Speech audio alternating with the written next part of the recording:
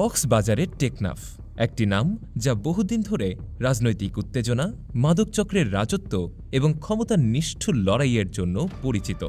এবার আলোচনার কেন্দ্রে স্থানীয় বিএনপি নেতা মোহাম্মদ আবদুল্লাহ। তার বিরুদ্ধে উঠেছে একাধিক গুরুতর এবং বিস্ময়কর অভিযোগ। আজকের এই বিশেষ প্রতিবেদনে আমরা তুলে ধরব সেই ক্ষমতার আড়ালে লুকিয়ে থাকা বিতর্কিত কর্মকাণ্ডের অন্ধকার দিক। স্বৈরাচার আওয়ামী সরকার আমলে যেখানে বিএনপির নেতাকর্মীরা নির্যাতিত এবং নিঃস্ব ছিলেন, তখন কিভাবে একজন বিএনপির নেতা হয়ে আবদুল্লাহ জমি দখল করতে পারে? আরও তাৎপর্যপূর্ণ বিষয় হল তারই ছোট ভাই জিয়াউর রহমান জিহাদ, যিনি টেকনাফ উপজেলা বিএনপির সদস্য ছিলেন, কিভাবে টেকনাফ সদরের মতো গুরুত্বপূর্ণ ইউনিয়নে আওয়ামী লীগের প্রার্থীকে বিপুল ভোটে পরাজিত করে চেয়ারম্যান নির্বাচিত হন। জীবিত নারী সোনা মেহের, যাকে মৃত দেখিয়ে জমি দখলের চেষ্টা করেছেন স্থানীয় বিএনপি নেতা মোহাম্মদ আবদুল্লাহ। ভুক্তভোগী মোহাম্মদ ইসমাইলের দায়ের করা মামলার ভিত্তিতে সিআইডির তদন্তে উঠে এসেছে একের পর এক চাঞ্চল্যকর তথ্য। আজ আমরা সেই ঘটনার পর্দাফাশ করব, যেখানে ক্ষমতা, দুর্নীতি এবং মানবিকতার চূড়ান্ত লঙ্ঘন প্রকাশ পাচ্ছে। অত্র মামলার বাদী মোহাম্মদ ইসমাইল বলেন, আমার মাকে মৃত দেখিয়ে তারা জাল দলিল তৈরি করেছে। এগুলো কোনোভাবেই মেনে নেওয়া যায় না। আমাদের কোটি টাকার ক্ষতি হয়েছে। সিআইডি প্রতিবেদন অনুযায়ী ২০২২ সালের ৩রা ডিসেম্বর সাবরাং ইউনিয়ন পরিষদের চেয়ারম্যান এবং মেম্বারের স্বাক্ষর জাল করে সোনা মেহেরকে মৃত দেখিয়ে একটা ভুয়া ওয়ারিশ সনদ তৈরি করা হয়। এই সনদের ভিত্তিতে ২০২৩ সালের ৯ এপ্রিল বিএনপি নেতা আবদুল্লাহ খতিয়ান সৃজনের আবেদন করেন এবং জমিটি নিজের নামে নথিভুক্ত করার চেষ্টা করেন। অন্যদিকে নিজের জালিয়াতি ঢাকতে ভুক্তভোগীদের বিরুদ্ধে ভুয়া মামলা দায়ের করেন আবদুল্লাহ, যা পিবিআই তদন্তে মিথ্যা হিসেবে প্রতিবেদন দায়ের করেন মামলার তদন্তকারী কর্মকর্তা। আরেকটি গুরুতর অভিযোগ হল মাদক ব্যবসার সঙ্গে তার পরিবারের সম্পর্ক। আবদুল্লাহর ভাই জিয়াউর রহমান একজন আত্মস্বীকৃত ইয়াবা ব্যবসায়ী, যিনি আওয়ামী সরকার আমলে স্বরাষ্ট্র মন্ত্রণালয়ের ১০২ জন ইয়াবা ও অস্ত্র ব্যবসায়ী আত্মসমর্পণকারীদের মধ্যে সামনের সারিতে ছিলেন। একইভাবে তার বোন জামাই হাজি সাইফুল করিম ওরফে ডন সাইফুল, যিনি দেশের শীর্ষ ইয়াবা কারবারিদের মধ্যে ছিলেন, তিনি ক্রসফায়ারে নিহত হন। তাদের পরিবারের আরও সদস্যের বিরুদ্ধেও মাদক ব্যবসায় জড়িত থাকার অভিযোগ রয়েছে। নিজের স্বজনদের ক্ষমতায় প্রতিষ্ঠিত করতে এবং দলের নিয়ন্ত্রণ হাতে নিতে দীর্ঘদিন ধরে টেকনাফে বিভাজনের রাজনীতি চালিয়ে আসছেন আবদুল্লাহ। এমনই অভিযোগ স্থানীয় তৃণমূল নেতাকর্মীদের। ২০২২ সালের ২১শে ফেব্রুয়ারি শহীদ মিনারে শ্রদ্ধা নিবেদন শেষে বিএনপির সাংগঠনিক সম্পাদক এইচ.এম. ওসমান গনি ও অন্যান্য নেতাদের উপর হামলা এবং গাড়ি ভাঙচুরের অভিযোগ ওঠে তার বিরুদ্ধে। এই ঘটনায় দলের মধ্যে গভীর বিভাজন তৈরি হয় এবং একাধিক নেতা তাকে অবাঞ্ছিত ঘোষণা করে প্রতিবাদ সভাও করেন, যা বিভিন্ন গণমাধ্যমে ফলাও করে প্রচারিত হয়। নাম প্রকাশে অনিচ্ছুক স্থানীয় এক বিএনপি নেতা বলেন, বদির অনুসারীরা এখন আবদুল্লাহর ছত্রছায়ায়, এতে দলের ভেতরে আরও অস্থিরতা তৈরি হচ্ছে। চিটাগং ট্রিবিউনের হাতে আসা একটি ভিডিওতে দেখা যায় টেকনাফ উপজেলা প্রেস ক্লাবের সভাপতি নুরুল হোসাইনের বাড়িতে হামলার পর কান্নাজড়িত কণ্ঠে বিচার প্রার্থনা করছেন তিনি। সব কিছু ভেঙে দিয়ে চলে গেছে, দেখেন কিছু লাগে নাই। সন্ত্রাসী বাহিনীরা আপনারা দেখেন কিছু লাগে নাই।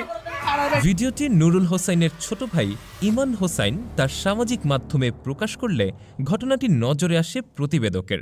গোপন সূত্রে জানা যায়, আবদুল্লাহ তার পেটুয়া বাহিনী দিয়ে ওই বাড়ি ভাঙচুর চালান। হামলার সময় একটা মোটরসাইকেল পুড়িয়ে দেওয়া হয়, আরেকটা ছিনিয়ে নেওয়া হয় এবং নুরুল হোসাইনের বোনের পা ভেঙে দেওয়ার মতো বর্বর ঘটনাও ঘটে।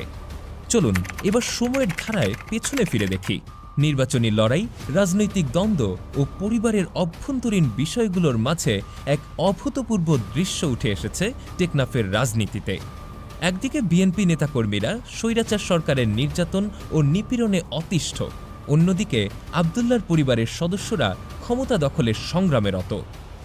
এমতাবস্থায় আবদুল্লাহর ছোট ভাই জিয়াউর রহমান টেকনাফ সদর ইউনিয়নে অলৌকিকভাবে আওয়ামী লীগের প্রার্থীকে বিপুল ভোটে হারিয়ে চেয়ারম্যান পদে আসীন হন।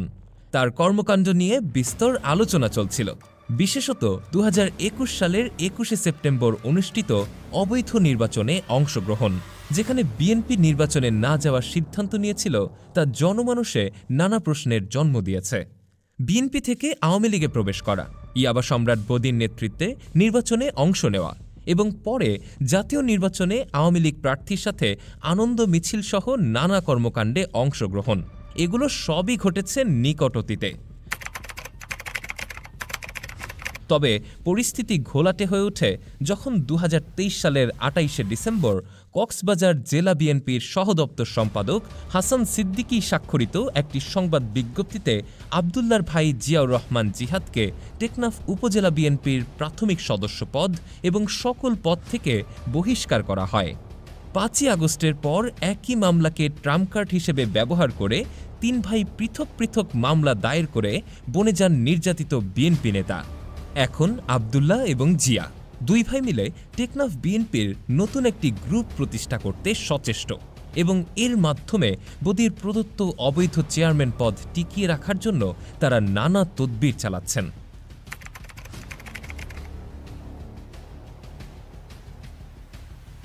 আসসালামু আলাইকুম। যে আমি কক্সবাজার থেকে চট্টগ্রাম ট্রিবিউনের প্রতিনিধি বলছিলাম। ভালো আছেন আপনি? আমরা একটা বিষয় নিয়ে আপনার কাছে একটি বক্তব্যের জন্য ফোন দেয়া। একজন ব্যক্তি, ইসমাইল নামের একজন ব্যক্তি একটা অভিযোগ করছে, জমি দখল নিতে সনদ ও দলিল জালিয়াতির অভিযোগ করেছে। আসলে যা সিআইডির প্রতিবেদন তদন্তেও উঠে এসছে, এ বিষয়ে আপনার বক্তব্য কি? আবদুল্লার কাছে তার বিরুদ্ধে আনিত অভিযোগ সম্পর্কে জানতে চাইলে প্রতিবেদকের প্রশ্ন শোনার পর ফোন কেটে দেন।